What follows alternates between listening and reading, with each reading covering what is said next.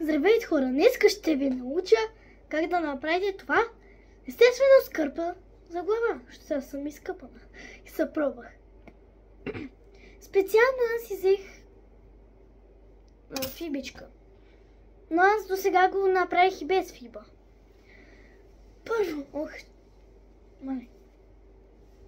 слагате кърпата както искате. Ако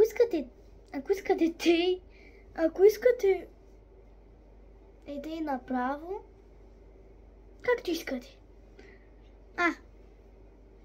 И кърпата по принцип, косата я слагате много назад, да не се виждам. Така, може да тушите по-добре. И си слагате една фибичка. И тук. Да ви захване и косата, и кърпата. Ете. Много сладко изглежда.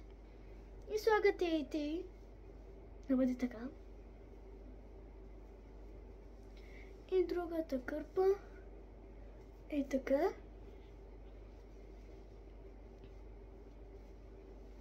И после тази част, чакайте да се обърна,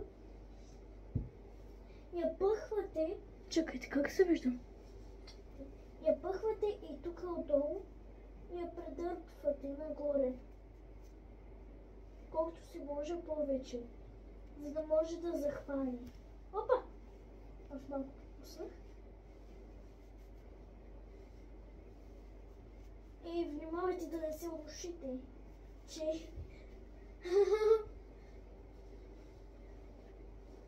и моето не се получи, чакайте аз да си го направя.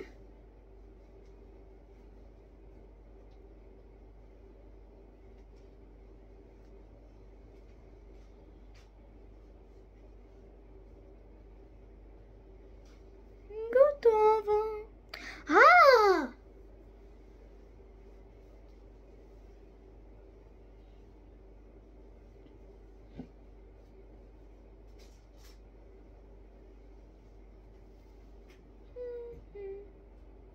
Добре, стана. Знам, че няма да ви трябва, ама какво да направя?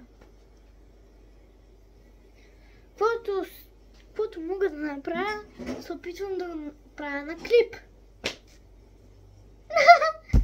Виждаме от мене! Да знаете, че сега е